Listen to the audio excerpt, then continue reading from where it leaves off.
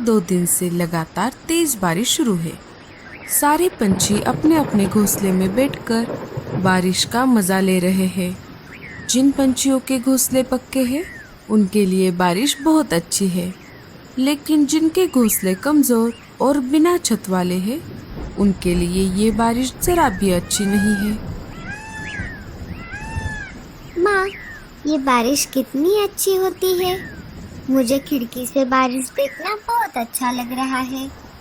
माँ, मुझे बहुत ठंड लग रही है। बारिश अपने जोरों पर थी। देखते ही देखते बारिश का पानी जंगल में जमा होने लगा।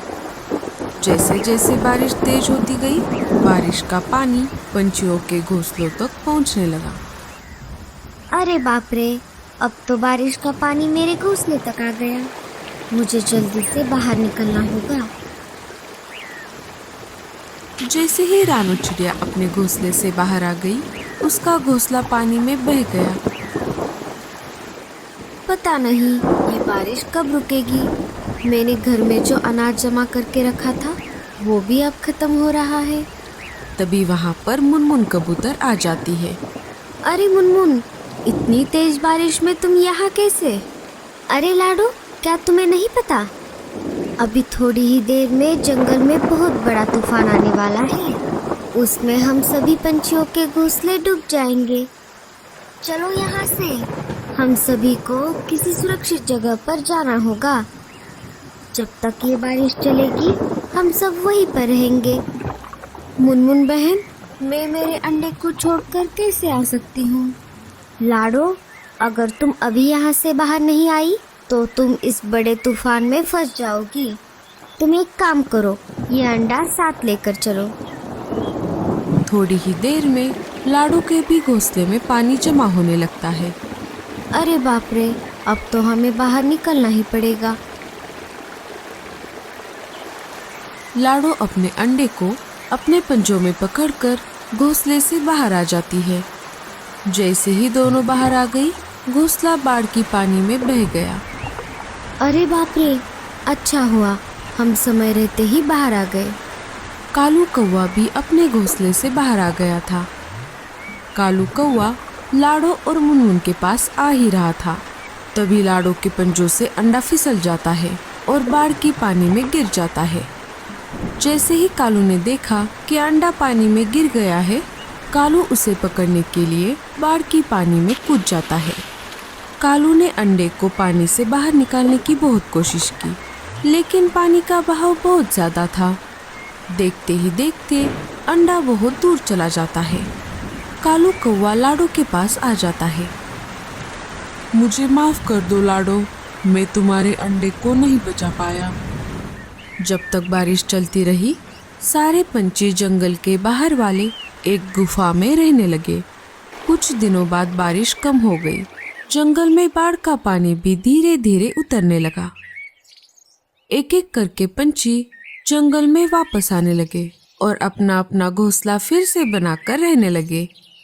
अरे मेरे बेटे, क्या हुआ?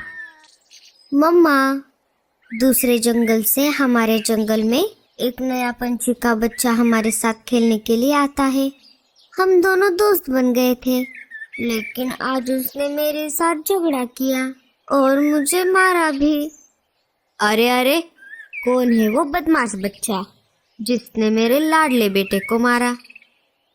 चल मेरे साथ, मैं अभी उसे बताती हूँ। नहीं मम्मा, वो मेरे साथ झगड़ा करके अपने जंगल लौट गया। जग्गू मेरे बेटे, तुम चिंता मत करो, अब इस बार वो बदमाश बच्चा जंगल में वापस आएगा। मैं उसका अच्छे से समाचार लूंगी। दूसरे दिन वो बच्चा फिर से जंगल में वापस आ जाता है। आज वो जग्गू के बजाय टुन्ना के साथ खेल रहा था। तभी वहाँ पर गोरी और जग्गू आ जाते हैं। मम्मा, यही है वो जिसने मेरे साथ कल झगड़ा किया था। क्यों रे बदमाश, एक तो तू दूसरे जंगल से आता है और हमारे बच्चों के साथ झगड़ा करता है। क्यों मारा मेरे बेटे को? नहीं आंटी, मैंने आपके बेटे को नहीं मारा, उल्टा उसी ने मेरे साथ कल झगड़ा किया और मुझे मारा। ये देखिए, मेरे सिर पर चोट भी आ गई है। मम्मा, ये झूठ बोल रहा है। तुम्हारे माँ बाप कहाँ है? मुझे उनके पास लेकर चलो। मैं उनसे तुम्हारी शिकायत करती हूँ। मेरे माँ बाप नहीं है। मुझे बचपन से मेरी दादी ने संभाला है। अब तुम इस जंगल में खेलने के लिए नहीं आओगे। चलो, जाओ यहाँ से, भागो यहाँ से। तभी वहाँ पर लाडो चिड़िया आ जाती है। अरे अरे गोरी, तुम क्यों इस बेचारे को डांट रही हो? बेचारा और ये? अरे लाडो बहन, तुम्हें नहीं पता, ये दूसरे जंगल से आकर हमारे जंगल के बच्चों के साथ झगड़ा कर रहा है। हमारे बच्चों को मार रहा है। क्या तुम ऐसा कर रहे हो? नहीं नहीं आंटी, मैं ऐसा नहीं करता। उल्टा इस जंगल के लड़के मेरे साथ बुरा बर्ताव करते हैं। मैं जिस जंगल में रहता हूँ वहाँ पर मेरा कोई दोस्त नहीं है, इसलिए मैं यहाँ पर आता हूँ। जग्गू, चलो यहाँ से। अब तुम इस बदमाश बच्चे के साथ नहीं खेलोगे। गोरी और जग्गू वहाँ से चले जाते हैं। तभी वहाँ पर कालू कौवा आ जाता है। अरे लाडो, तुम यहाँ पर क्या कर रही हो? क्या तुम्हें अपना नया घोंसला नहीं बनाना? मैं लकड़ियाँ लाने के लिए बाहर आई हूँ कालू भैया। तभी कालू की नजर उस बच्चे पर पड़ जाती है। कालू एक बार के लिए उस बच्चे को देखता है और एक बार के लिए लाडो की तरफ देखता है। अरे कालू भैया, क्या हो गया? कहाँ खो गए? लाडो, तुमने ये बच्चा देखा? ये बिल्कुल तुम्हारी तरह दिखता है।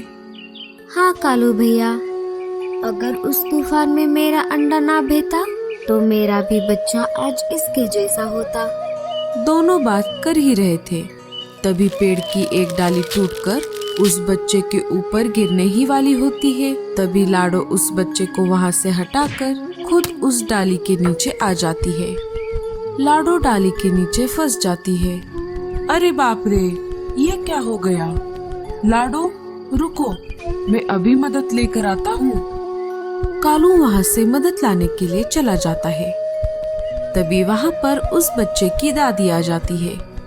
अरे टीलू, तुम कहाँ थे इतनी देर से? मैंने तुम्हें कहाँ कहाँ नहीं ढूंढा। चलो, अब घर चलो। दादी, वो सब छोड़ो। पहले इन आंटी को इस डाली से बाहर निकालो।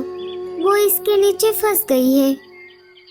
दादी लाडो के ऊपर से वो डाली हटा देती है। अरे चिड़िया, तुम इस डाली के नीचे कैसे फंस गई? दादी, ये डाली मुझ पे गिरने वाली थी, लेकिन मुझे बचाने के चक्कर में ये डाली इन्होंने अपने ऊपर ली। तुम्हारा बहुत बहुत शुक्रिया चिड़िया। तुम्हारी वजह से आज मेरे टीलू की जान बच गई।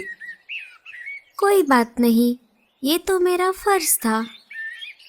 दादी, एक बात बताइए, आपको ये चिड़िया का बच्चा कहाँ पर मिला? अभी कुछ महीने पहले जब तेज बारिश हुई थी, उसके साथ साथ तूफान भी आया था। इस जंगल में जो नदी बहती है, वो नदी मैं जहाँ पर रहती हूँ वहाँ से भी गुजरती है। मैं उसी नदी के पास एक कुटिया में रहती हूँ। एक दिन मैं पानी लाने के लिए नदी की तरफ गई थी, तब एक अंडा मुझे उस नदी में बहता हुआ दिखाई दिया। मैं वो अंडा मेरे साथ घर लेकर आई। ये बच्चा उसी अंडे से बाहर निकला था। तब से मैं उसे पाल रही हूँ। लाडो, क्या तुम भी वही सोच रही हो जो मैं सोच रहा हूँ? हाँ हाँ कालू भैया। कालू सारी बातें दादी को बता देता है। ये तो बहुत अच्छा हुआ।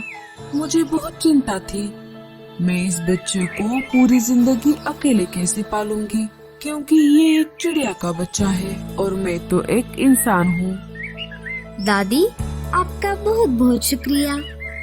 आपकी वजह से मुझे मेरा खोया हुआ बेटा वापस मिल गया। टीलू भी अपने माँ से मिलकर बहुत खुश हुआ था। देखा तुमने लाडो, ऊपर वाले के घर देर है लेकिन अंधेर नहीं। लेकिन लाडो, अब तुम अपना घोंसला कैसे बनाओगी? तुम तो घायल हो गई हो। कोई बात नहीं चिड़िया, मैं तुम्हारी मदद करूँगी। चिड़िया, इस शीशी में जो पानी है वो कोई मामूली पानी नहीं है। इस पानी को तुम जिस किसी भी चीज पर छिड़कोगी वो अपने आकार से 100 गुना ज्यादा बड़ा हो जाएगा। अब मैं चलती हूँ। मैं तुम सबसे मिलने के लिए दोबारा आऊंगी। दादी को टीलू को छोड़कर जाने का मन नहीं कर रहा था, लेकिन फिर भी वो दिल पर पत्थर रख के वहाँ से चली गई। लाडो उस पानी को पास वाले एक पेड़ पर लगे एक सेब पर छिड़कती है। थोड़ी ही देर में वो सेब अपने आकार से 100 गुना बड़ा हो जाता है। गूंगा मौसी उस सेब को पूरा अंदर से खा जाती है और लाडो के लिए एक अच्छा सा घर बना देती है। लाडो और टीलू उस सेब के घर में खुशी खुशी अपनी जिंदगी बिताने लगते हैं। तो दोस्तों, कैसी लगी आपको हमारी ये कहानी?